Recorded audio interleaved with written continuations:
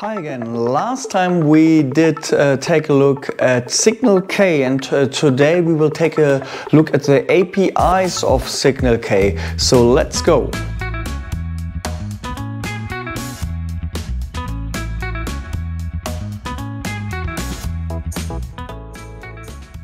So last time we got familiar with Signal K, with the MacArthur head, get data physically in and out, and also to OpenCPN or other programs. But today we want to take a look at the API, at the Open API of Signal K. So how to connect via REST API and WebSockets.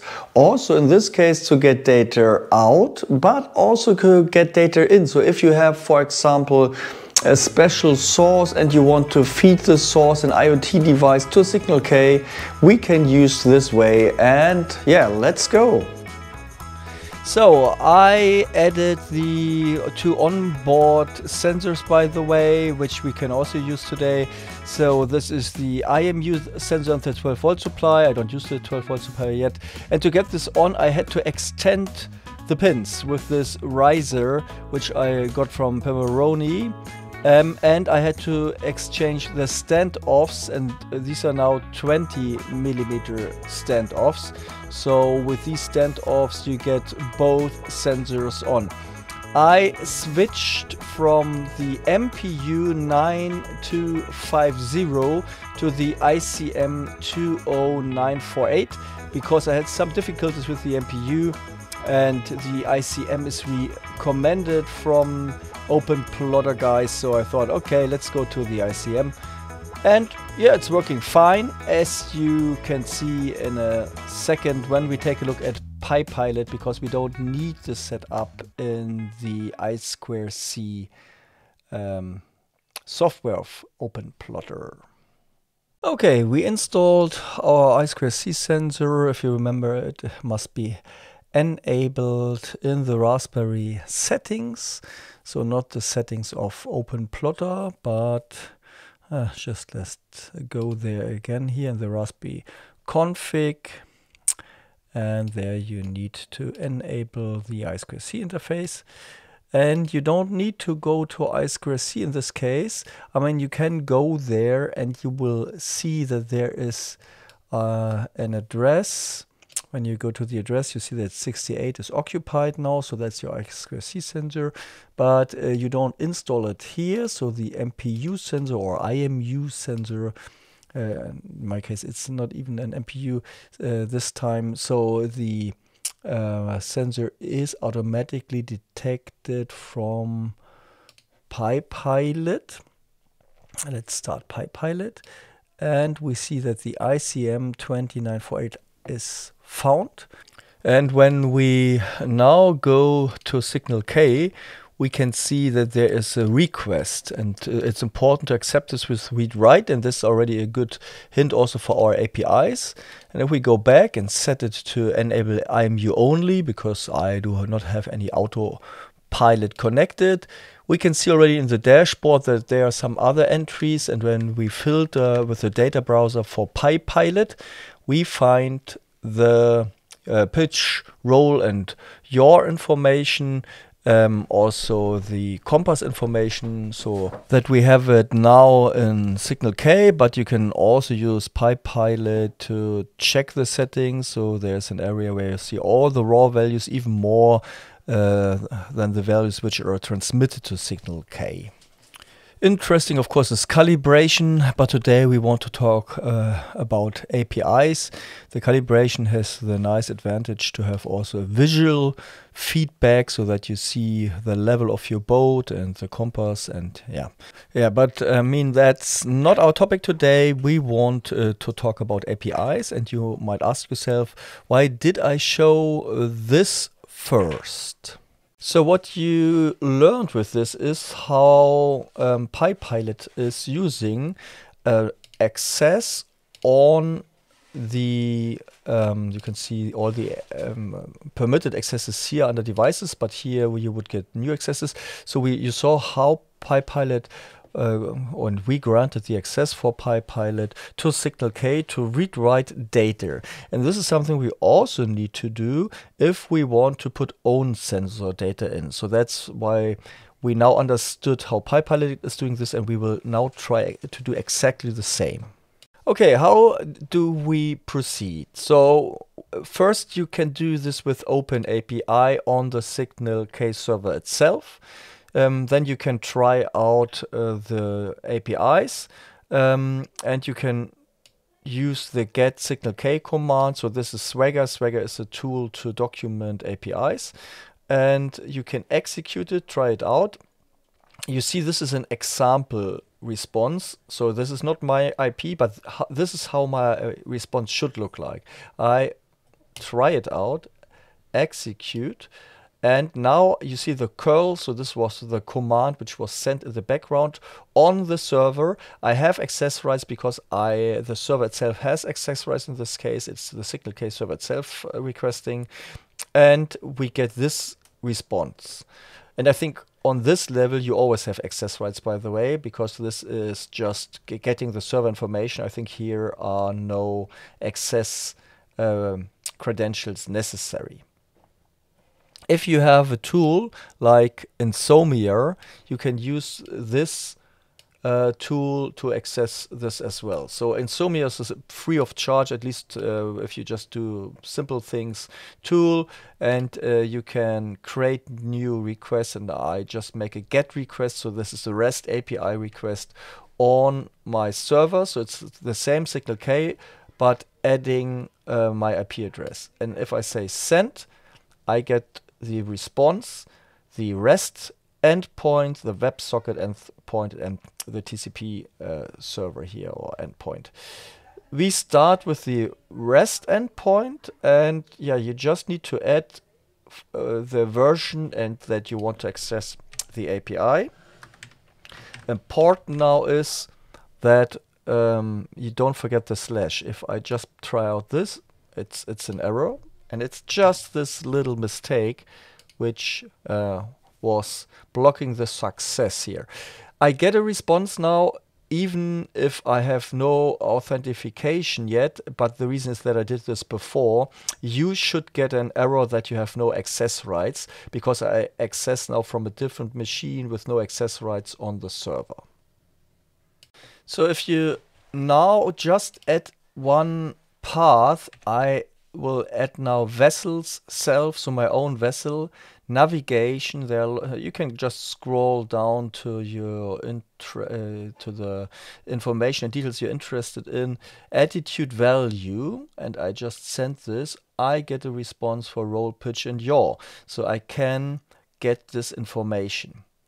However, you can't change this information with a simple put. So a simple put would be the typical REST way.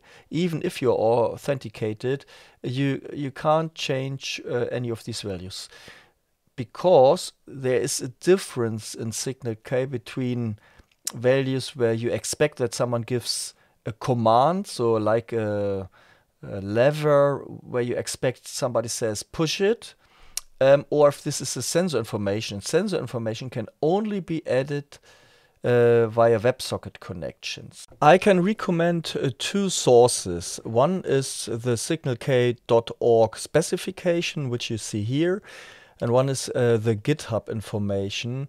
I would put the links in the description or set it here directly. Here you will find this, what I said, so that the PUT on a REST is just for real world consequences, as they say it here, which means turning on the anchor light. So you don't send sensor data with that. For that you need the WebSockets connections. And here you can find something important, and this is authentication. So how do we log in, and the different methods. And we have two methods which we will take a look at. One is username password. This is usually done if you connect with a real user and not with a device. If you have an IoT device, usually you use a different way. And this is like also PyPilot did it. So to not using username password, but requesting access, and somebody has to grant the access on the SignalK server, and you get a response back. And we will take a short look at both methods now. Let's start with the user authentication method. We use a simple not get but post command on our server SignalK version 1, and now not API. We use auth and login, and in the JSON body, so we create a JSON body, you simply write your credentials. Yeah, so username. Now you put in your username here, comma, and password. And now please accept that I will hide my password, which I used here. And you send this. And if you did everything right, and I didn't do it because my IP has changed, if you did everything right, you get a token back. Usually you don't need this token now to save it or send it on the next message.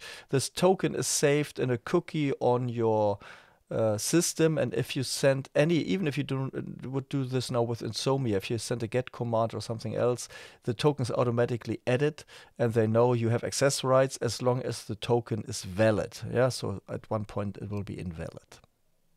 Take a look at the other way, which I prefer for sending data as a sensor. We have the same address, of course, version 1, again not API, but in this case access and request. So we send a request, and this request needs again a JSON body, but in this case we do not send username and password.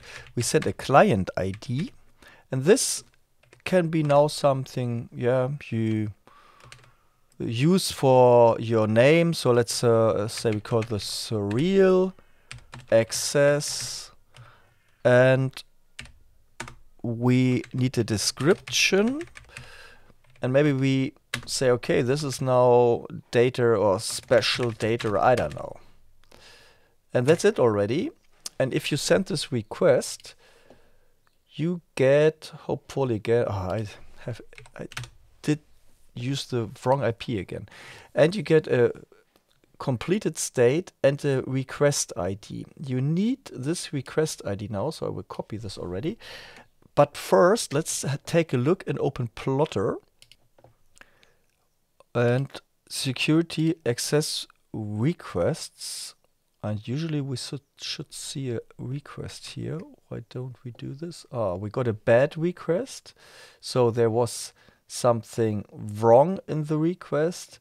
Yeah, so we get a completed code, but a 404. So let's check our request. If there is an error in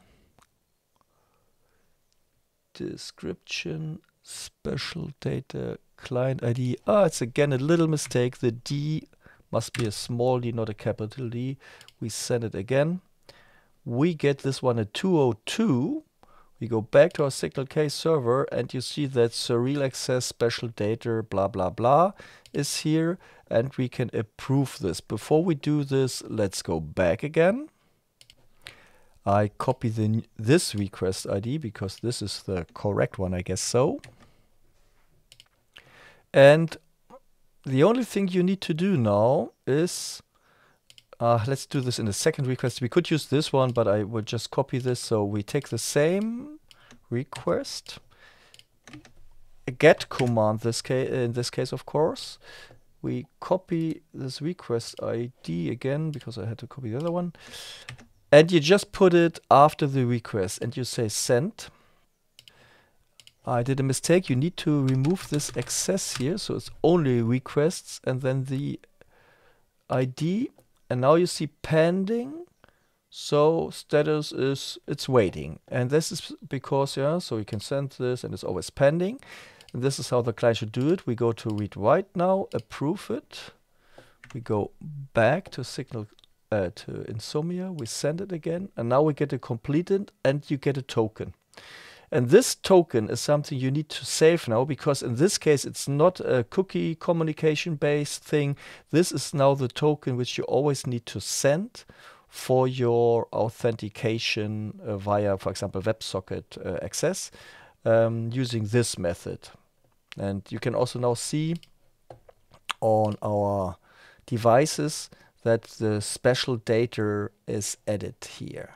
So this would be the second method, using a client ID and not your username and password. And I think for us this is the better method, so we will now continue with this method. You find more information here in the security chapter of signalk.org. Here's a chapter for authentication via HTTP. This is what we did with username and password, and we got a token back. And you also find authentication via WebSockets. TCPs are also existing, and that's a little bit different. Interesting now how we connect with WebSockets in general, and you will also see here that the token shall be sent as a bearer. What does it mean? So let's go to Insomnia again, and we will now create a new request, and we will take a WebSocket request.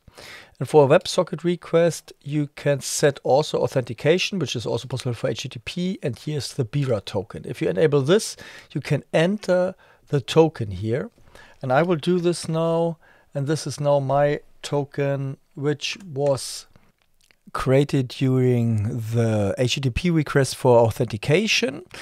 And we also need now to add an address where we want to get the data from. That you go to the SignalK org again, streaming API information. Here you see the different kind of WebSocket connections. WebSocket is a connection where you need to subscribe, and subscribe means you will get an event list, and you get the events if they occur.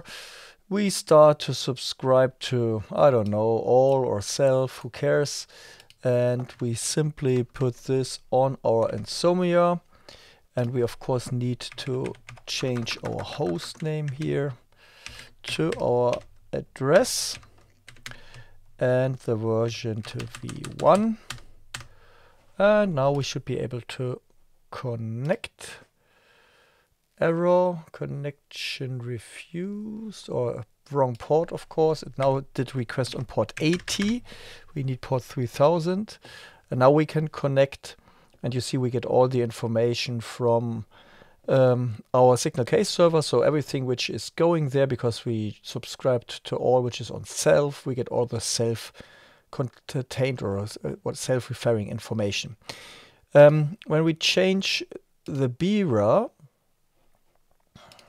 I will just simply do this, just remove the last letter. You can't see this now. Why can't change this currently? Yeah, now. And when I try to connect now, you get the unauthorized. So you see that also the bearer is working. What could work, I just connect again, now it's working. And now I just disable this, and I try to connect again, and it's working. And now the good question is, why does it work? We did turn off the bearer because we still have a cookie, which we did last time, an active cookie, which is also authenticated, where we did it with username password. So just beware of that. You could now have several access or authentication rights when you played with that, and you might think it is working or not working just because you have a cookie and you have the bearer token. So be careful with that.